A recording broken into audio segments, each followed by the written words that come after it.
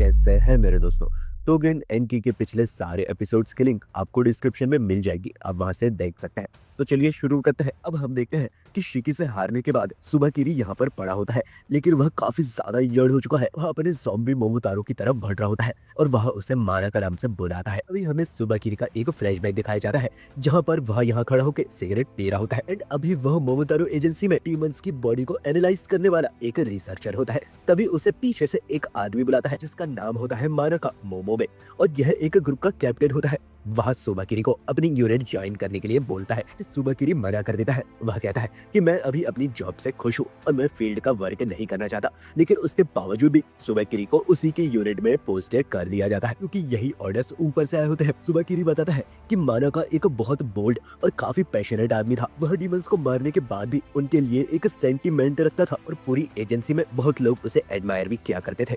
अब यह दोनों यहाँ पर खड़े होकर बात कर रहे होते हैं। सुबाकिरी मानाका को बताता है कि वह कोई फीलिंग्स को फील नहीं कर सकता क्योंकि वह बहुत कोल्ड टाइप के नेचर का है, क्योंकि जब उसके मॉम एंड डैड डीमंस के हाथों मारे गए थे उसके बाद भी उसे कुछ फील नहीं हुआ था। एंड यह सुनने के बाद मानाका उसे अपनी फैमिली को मिलाने के लिए ले जाता है ताकि वह भी कुछ फील कर सके। मानाकी की फैमिली के साथ मिलने के बाद सुबाकिरी थोड़ा सॉफ्ट होना स्टार्ट हो जाता है। यह दोनों बात कर रहे होते हैं। मानाका सुबाकिरी को स्मोकिंग छोड़ने के लिए कहता है, लेकिन सुबाकिरी उसे मना कर देता है। सुबाकिरी कहता है, जब तुम्हारा जॉब इतना डिफिकल्ट है तुम एक फैमिली को कैसे स्टार्ट कर सकते हो, क्योंकि यह फैमिली तुम्हारे ऊपर एक लाइबिलिटी है। अभी मानाका सुबाकिरी से कहता है, मेरी फैमिली मेरे ऊपर एक लाइबिलिटी नहीं है बल्कि मेरा पावर हाउस है और उनके लिए ही मैं हमेशा मोटिवेटेड रहता हूँ कि at the end of the day मैं किसी के पास से लौट सकता हूँ जिसे मैं प्यार करता हूँ। तो सुन के सुबाकिरी शॉक्ड रह जाता है।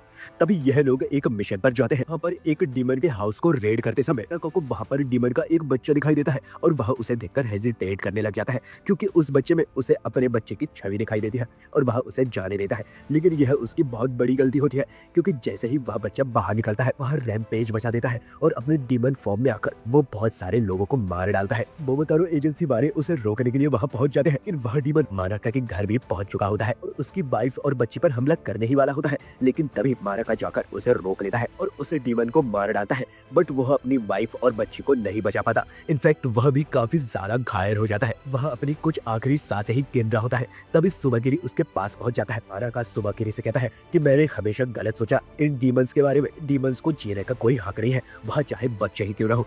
तो सुबाकिरी, जब मैं मर जाऊंगा मेरी बॉडी को तुम यूज करना, सारे डीमंस को इस धरती से मिटा देना। तभी से सुबाकिरी मानाका की बॉडी को अपनी ज़ॉम्बी बनाकर इसके साथ फाइट करना स्टार्ट कर देता है। कहानी वापस प्रेजेंट में आती है और सुबाकिरी मानाका की बॉडी को अपने सामने जलता हुआ देखता है। वह कुछ भी नहीं कर पाता। अभी हम शिकी को देखते हैं जो कि बेसुध होकर यहाँ पर खड़ा होता है। मिया उसे आवाज देती है लेकिन वह तभी बेहोश होकर नीचे गिर जाता है। अब हम यहाँ पर देखते हैं नाइतो की टीम योमोगी से लड़ रही होती है, लेकिन योमोगी ने अपने आप को खुद के ही बैरियर में कैद कर रखा है और यह लोग ज्यादा मेहनत न करते हुए वहां से चले जाते हैं क्योंकि उनका मेन टारगेट है अपने साथियों को बचाना। यह लोग शिकी के पास पहुंच जाते हैं जहां पर यह देखते हैं कि क्योया अभी भी जिंदा है और वह शिकी की देखभाल कर रहा होता है। इन क्योया से पूछता है कि तुम मरने के बाद कैसे जिंदा बच गए। यह कहता है वह तो मेरी किस्मत थी कि मैं वहां बच गया, क्योंकि जब मेरी कैरोटिड आर्टरी कटी तो वहां पर खून फैल गया और वही खून मेरे मुंह में जाता रहा, जिस कारण से मैं वहां पर बच पाया। जैसे ही मुझे होश आया मैं यहाँ पर शिकी के पास आ गया और इसे ट्रीटमेंट देना स्टार्ट कर दिया और बाकी लोग भी यहाँ से निकलने के लिए तैयार हैं, तो तुम लोग जल्दी करो। अभी नाइतो सुबाकिरी के पास जाता है और उसे खत्म करने से पहले उससे पूछता है कि शिकी की किशिन पावर तुम्हें कैसी लगी, क्योंकि वह किशिन का बेटा जो है। सुबाकिरी बताता है कि शिकी की पावर बहुत ज्यादा अमेजिंग है और उसकी पावर अनबिलीवेबल है, लेकिन मैंने जो नोटिस किया वह तुम्हें मैं बताता हूँ। शिकी इन फ्लेम्स के साथ अपनी लाइफ फोर्स को भी जला रहा है, तो उसका थोड़ा ध्यान रखना। तभी जिन क्योया से पूछता है यह किशिन की पावर्स क्या है। क्योया कहता है कि मैं तुम्हें बाद में बताऊंगा, अभी यहाँ से चलो। तभी हम देखते हैं कि थोड़ी देर बाद ही क्योमोगी यहाँ पहुंच जाती है और वह सुबाकिरी की डेड बॉडी देखकर शॉक हो जाती है और उसे कुछ समझ नहीं आ रहा होता है। वह सुबाकिरी से कहती है कि तुम कैसे मर सकते हो, अभी तो कुछ टाइम पहले तुम्हारी एक बच्ची पैदा हुई थी। तभी हमें पता चलता है कि सुबाकिरी ने भी एक फैमिली स्टार्ट करी थी, लेकिन इसके पीछे का क्या रीजन था यह किसी को नहीं पता, बट लोगों का मानना था कि मानाका इसके पीछे का सबसे बड़ा कारण था। फिर हमें बताया जाता है कि 32 इयर्स की एज में सुबाकिरी की ऑन फील्ड डेथ हो गई। यहाँ पर शिकी को होश आ जाता है और वह देखता है कि वह लोग किसी होटल में है। यहाँ पर क्योया भी बैठा होता है। वह उसे बताता है कि यह एक डीमन का ही होटल है जिसे हमने रेंट पे लिया है। अभी नाइतो आकर शिकी को पानी की बोतल दे देता है और वह कहता है कि तुमने सच में सुबह को हरा दिया, यह काफी बड़ी बात है। शिकी कहता है पता नहीं कैसे, लेकिन हाँ मैं सच में जीत गया। नाइतो बताता है कि इस वॉर में हमने बहुत सारे लोगों को खोया है, लेकिन हम उसके लिए बैठे नहीं रह सकते, हमें आगे बढ़ना होगा क्योंकि हमें और भी बड़े चैलेंजेस को फेस करना है। तो अपने आप को हमें उन चैलेंजेस के लिए प्रिपेयर करना होगा। बट अभी इस चीज का शुक्रिया अदा करो कि हम सब मिलकर इस दिल का नया सूरज देख पाए। अभी यह सब लोग बोट में बैठकर यहाँ से जाने के लिए तैयार हो जाते हैं और मैं भी शिकी को बाय बोलती है। सीन शिफ्ट होता है, हम यहाँ पर क्लासरूम का सीन देखते हैं जहाँ पर नाइतो सबको बता रहा होता है कि डीमन एजेंसी 3 भागों में बटी हुई है। सबसे पहली है बैटल यूनिट, दूसरी है मेडिकल यूनिट और तीसरी है सपोर्ट यूनिट। तुम सब लोग भी ग्रेजुएशन के बाद इन्हीं में से किसी यूनिट में जाओगे। बट नाइतो की बात पे कोई ध्यान नहीं दे रहा होता है और सब अपनी अपनी मस्ती में लगे होते हैं।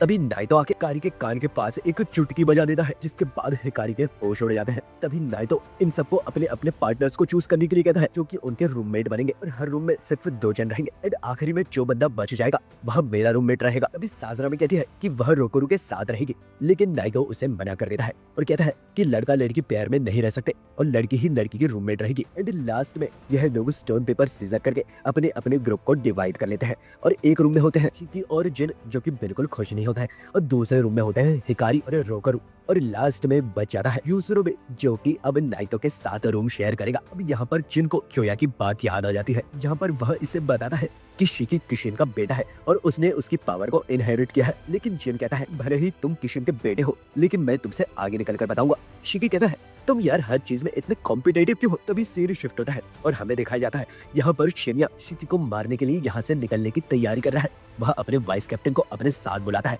और कहता है कि चलो अब मैं शिकी इचिरोसे को मार डालूंगा। लेकिन उसका वाइस कैप्टन कहता है कि यह हमारे ज्यूरिडिक्शन के बाहर है, ऐसा करना हमारे लिए अलाउड नहीं है। लेकिन यह कहता है वो सब तुम मुझ पर छोड़ो, जब मैं शिकी इचिरोसे का सिर यहाँ पर लाऊंगा तो अपने आप मुझे प्रमोशन मिल जाएगा और सामीदारे को नीचा दिखाने के लिए इससे बेहतर रास्ता मेरे पास और कोई नहीं है। एंड इसी के साथ यह एपिसोड यहाँ पर खत्म हो जाता है। तो गाइस कमेंट करके बताइए कि आपको यह वीडियो कैसा लगा। अगर वीडियो पसंद आया हो तो एक लाइक जरूर करिएगा।